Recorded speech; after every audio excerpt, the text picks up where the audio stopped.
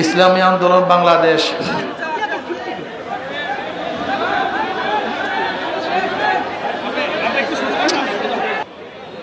আজকের সম্মেলনের সম্মানিত সভাপতি সেরেতাজ, সম্মানিত ওলামায়ে কেরাম, সর্বস্তরের ইসলাম প্রিয় দেশপ্রেমিক ভাইয়েরা আমার,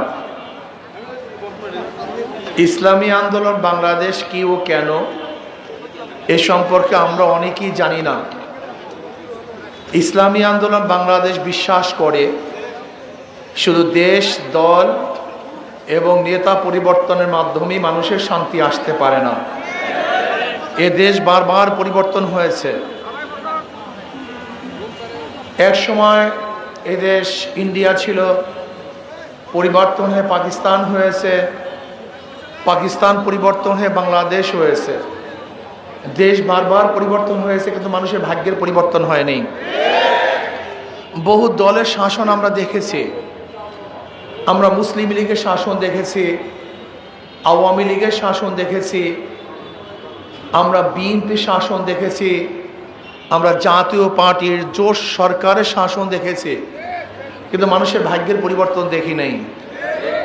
আমরা বহুত নেতার শাসন দেখেছি, আইয়ুব খানের শাসন দেখেছি, শেখ সাহেবের শাসন দেখেছি, জিয়াউর রহমান সাহেবের শাসন দেখেছি, সত্তার সাহেবের শাসন দেখেছি, এরশাদ সাহেবের, এরপর খালেদা জিয়া, শেখ হাসিনা, মঈনুদ্দিন ফখরুদ্দিনের শাসন দেখেছি।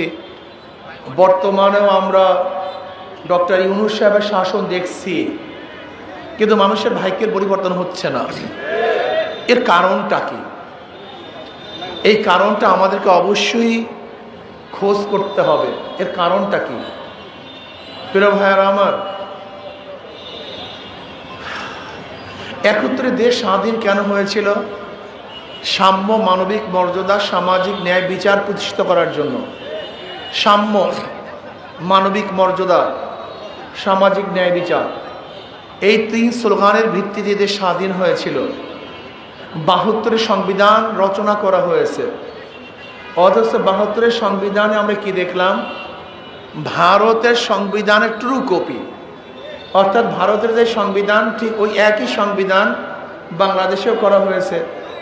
ভারতের সংবিধানের মূল স্তম্ভ হলো 4টা: জাতীয়তাবাদ, সমাজতন্ত্রবাদ, ধর্মনিরপেক্ষবাদ, আর ধর্মনিরপেক্ষবাদ, সমাজতন্ত্রবাদ, জাতীয়তাবাদ আর গণতন্ত্রবাদ। ঠিক একই হুবাহু এই 4 মূলনীতি বাংলাদেশের সংবিধান, অর্থাৎ ভারতের সংবিধানের 4 মূলনীতি আর বাংলাদেশের সংবিধানেরও মূল 4 নীতি এক। তাহলে 72 সংবিধানকে আমাদের বাংলাদেশের সংবিধান বলবো না ভারতের সংবিধান বলবো? এখন যদি কেউ 72 সংবিধান বিরোধিতা করে, তাকে বলি আমরা দেশদ্রোহী। অথচ এই 72 সংবিধান যারা রাখতে চায়, আমরা কেন তাদেরকে ভারতের দালাল বলবো না? এই সংবিধান তো করা হয়েছে ভারতের চাপি, অন্য কাউ চাপে না। এরপরে আসেন 1905 সনে রবি ঠাকুর অখণ্ড ভারত, এই অখণ্ড ভারত যেন না হয়, অখণ্ড বাংলা যেন না হয়, বঙ্গভঙ্গ আন্দোলনকে কেন্দ্র করে উনি কবিতা রচনা করেছেন। সেই কবিতা 1905 সনের। অথচ আমাদের দেশের কোনো ব্যক্তি নন, তিনি ভারতের লোক। কবিতা লিখছে 1905 সনে, অথচ সেইটা 71 স্বাধীন করা রাষ্ট্রের জাতীয় সঙ্গীত হয় কিভাবে? আমাকে বলুন। এটা বাংলাদেশের জাতীয় সংবিধান হয়, সঙ্গীত হয় কিভাবে? যেখানে ভিন দেশীয় কোনো মানুষের রচিত জাতীয় সঙ্গীত গোটা দুনিয়ার মধ্যে নাই, শুধু একটা দেশই আসে। সেই দেশটা কোন দেশ? তার মানে এই জাতীয় সঙ্গীত আমাদের কোনো জাতীয় সঙ্গীত না, এটা ভারতের জাতীয় সঙ্গীত আমাদেরকে চাপিয়ে দেওয়া হয়েছে। এরপর আসুন, 71 দেশ স্বাধীন করেছিলাম, ভেবেছিলাম এবার মানুষ শান্তি পাবে, মুক্তি পাবে। 72 সংবিধান রচনা হয়েছিল। আপনারা কি জানেন পাকিস্তান থেকে আমরা আলাদা কেন হয়েছিলাম? পাকিস্তান থেকে আলাদা হওয়ার একটাই কারণ ছিল যে আওয়ামী লীগ 160টা সিট পেয়েছিল, সংখ্যাগরিষ্ঠ সিট। কিন্তু পাকিস্তানিরা ভোটের মর্যাদা রক্ষা করতে পারে নাই। এর জন্য মানুষের যা কিছু আছে তা নিয়ে ঝাঁপিয়ে পড়েছিল, আন্দোলন করেছিল, স্বাধীন করেছিলাম ওরা ভোটের গুরুত্ব না দেওয়ার কারণে। অথচ আওয়ামী লীগ ক্ষমতায় বসার পরে 1973 সালে আর একটা নির্বাচন হয়েছিল। আপনারা কি জানেন সেই নির্বাচনের অবস্থা কি হয়েছিল? আওয়ামী লীগ এককভাবে 293টা সিট পেয়েছিল। সেই 1973 সনে নির্বাচনে আওয়ামী লীগ এককভাবে নির্বাচন করেছিল, কাউকে নমিনেশন পেপার সাবমিট করতে দেয় নাই। জোর করে অবৈধভাবে তারা সেন্টার দখল করেছিল। মোস্তাক সাহেবকে তারা দাউদকান্দির থেকে হেলিকপ্টারে ভোটের বাক্স নিয়ে এসে এই আওয়ামী লীগ তাকে কিন্তু পাশ করিয়েছিল। পাকিস্তানের মধ্যে আন্দোলন করেছিলাম ভোটের অধিকার প্রয়োগ করার জন্য, অথচ 2 বছর পরই সে আওয়ামী লীগ আবার ভোটের অধিকারকে হরণ করেছে। 75-এ আওয়ামী লীগ দুনিয়ার থেকে বিদায়।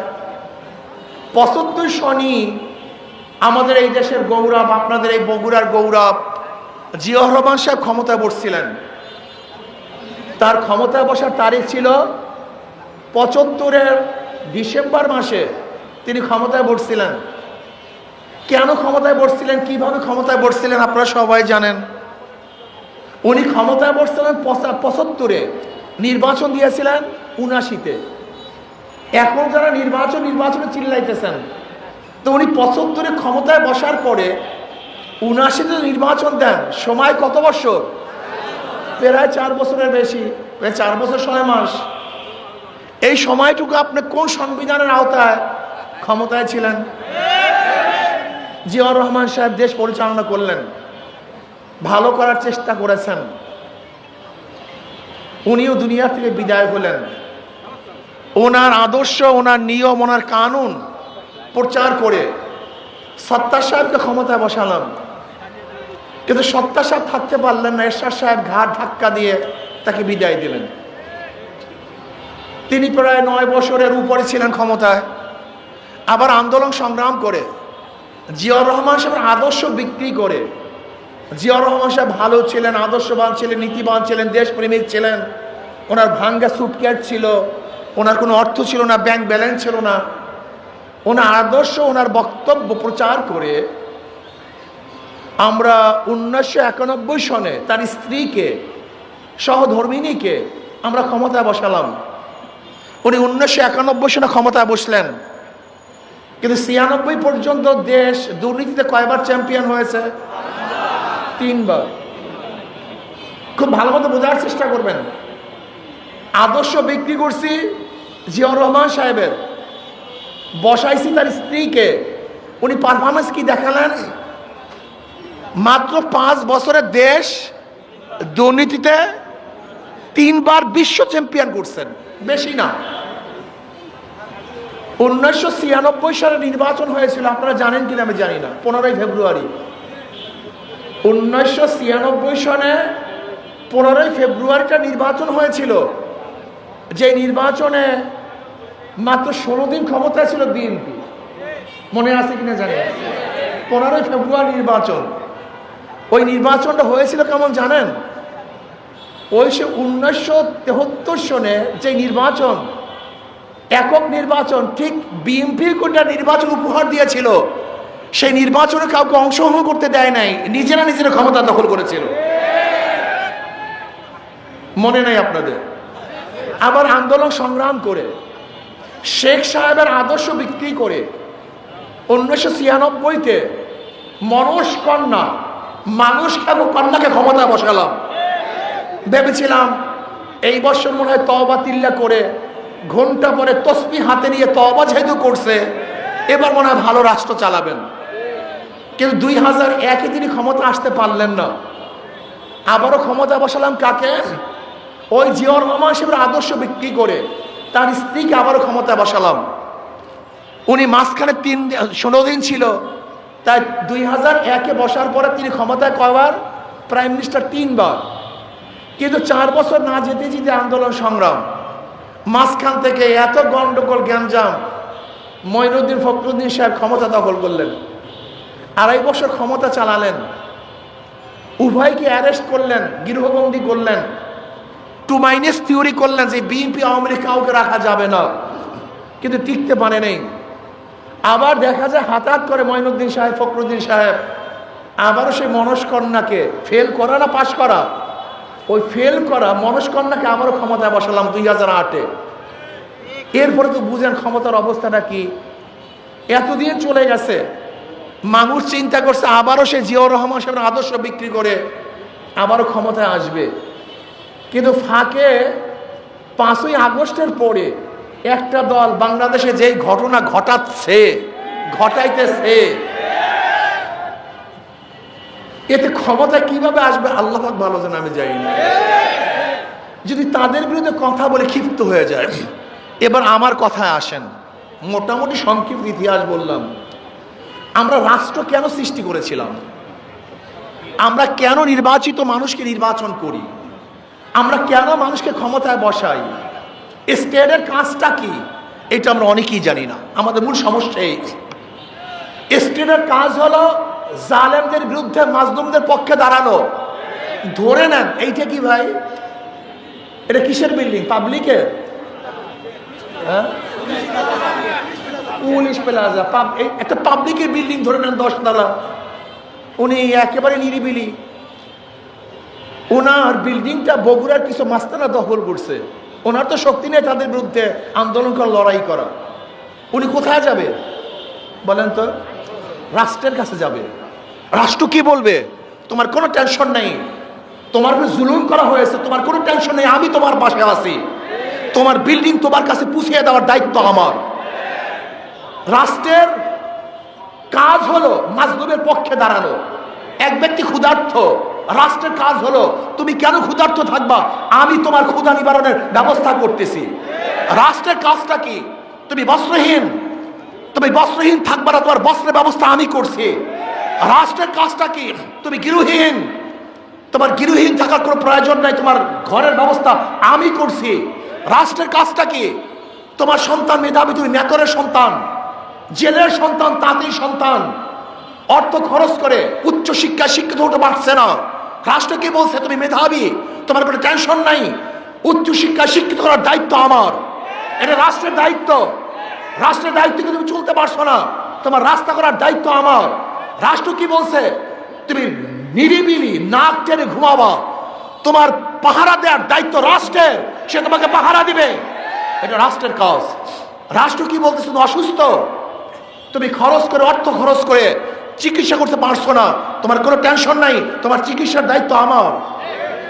অর্থাৎ বাংলাদেশের যত নাগরিক আছে, সমস্ত নাগরিকদের পরিপূর্ণ দায়িত্ব যে নিবে তার নাম রাষ্ট্র। জালেমের বিরুদ্ধে মাজলুমের পক্ষে যে দাঁড়াবে তার নাম রাষ্ট্র। অথচ আমরা কি করতেছি? যেখানে রাষ্ট্রের কর্মচারী পুলিশ দেখলে মানুষ আশ্বস্ত হবে, কোনো টেনশন নাই, আমার পক্ষে লোক চলে আসছে। অথচ আমরা কি দেখছি? এখন পুলিশ দেখলে ভয় পাই, পুলিশ চলে গেলে আশ্বস্ত হই।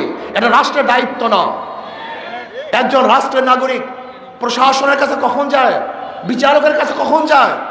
তার গলার মধ্যে ফাঁসির রশি ঝুলবে কি ঝুলবে না, সে বাঁচবে কি বাঁচবে না, প্রার্থনা করে একজন বিচারকের কাছে গিয়ে যে আপনি আমাকে রক্ষা করুন। অথচ আমরা দেখি বিচারকদের অবস্থাটা কি, রাষ্ট্রের বিচারকদের অবস্থাটা কি? রাষ্ট্রের বিচারকরা নিজের আইন অনুযায়ী বিচার করতে পারে না, কতগুলো জালেমদের ইঙ্গিতে তারা বিচার করে। আজকে রাষ্ট্রের বিচারালয় নিরপেক্ষ নয়। আমি সাংবাদিক বন্ধুদেরকে বলবো, যদি কারোর বিরুদ্ধে রায় হয়ে যায়, ওই ব্যক্তি কোর্টে উপস্থিত না হওয়ার আগ পর্যন্ত তাকে খালাস কিভাবে দেন, জামিন কিভাবে দেন, এই আইন আমার জানা নেই। আপনাকে খালাস দিতে পারে, মুক্তি দিতে পারে, কিন্তু রাষ্ট্রের আইন হলো আপনাকে কোর্টে উপস্থিত হতে হবে। কিন্তু আমরা কি দেখছি? এখন আর নিরপেক্ষ বিচারালয় নাই, হাজারো মানুষকে আজকে অনুপস্থিত অবস্থায় খালাস দিয়ে দেয়, মুক্তি দিয়ে দেয়। তার মানে হলো বিচারকরা এখন নিরপেক্ষ নয়, কারণ ইঙ্গিত তারা বিচার করছে।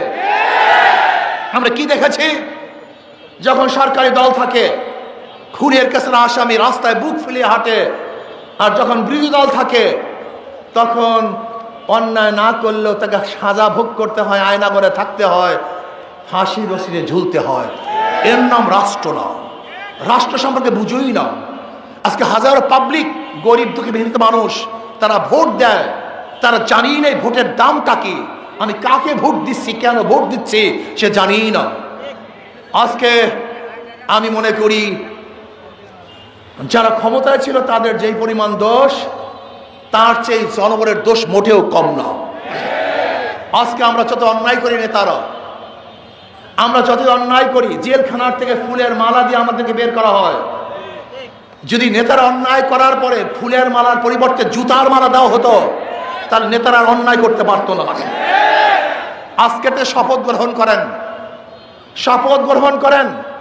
রাষ্ট্রের দায়িত্ব দিয়েছিলাম আমাদের খেদমত করার জন্য, এই জনগণের খেদমত করার জন্য, জুলুম অত্যাচার করার জন্য নয়, চাঁদাবাজি করার জন্য নয়। আমরা রাষ্ট্রের ক্ষমতা দিয়েছিলাম নিরাপত্তার জন্য। আমাকে ঘর ছাড়ার জন্য আমি রাষ্ট্রের ক্ষমতা দেই নাই। রাষ্ট্রের ক্ষমতা দিয়েছিলাম পেট ফুঁড়ে খাওয়ার জন্য। আজকে বাংলাদেশের মানুষ যদি কাক এবং কুকুরের সাথে লড়াই করে বাঁচতে হয়, তাহলে বাংলাদেশ ফেল করেছে, বিজয় হতে পারে নাই।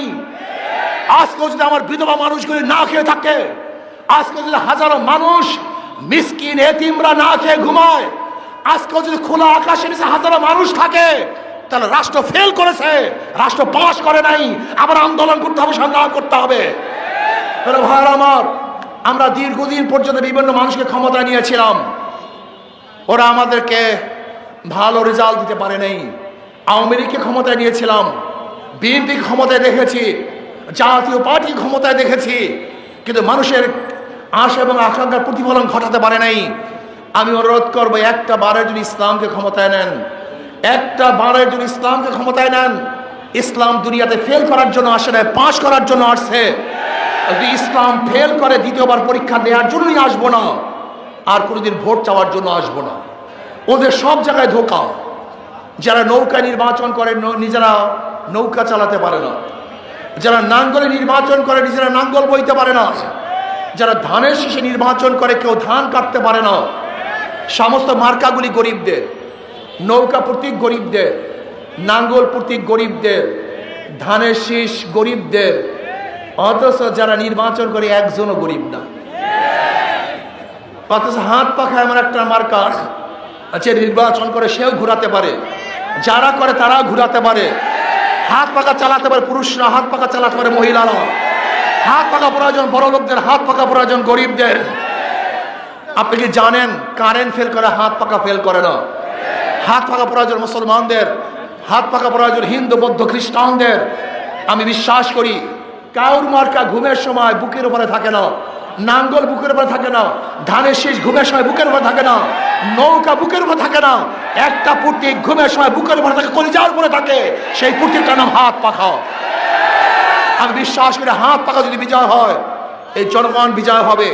হাত পাখা বিজয় হয়, এই দেশ বিজয় হবে। হাত পাখা বিজয় হয়, গোটা ইসলামী শক্তি বিজয় হবে, মানবতা বিজয় হবে, এই দেশ মুক্তি হবে, শান্তি পাবে, প্রত্যেকের অধিকার বাস্তবায়ন হবে। কাজে আসুন, সব মার্কা দেখা শেষ, হাত পাখার বাংলাদেশ।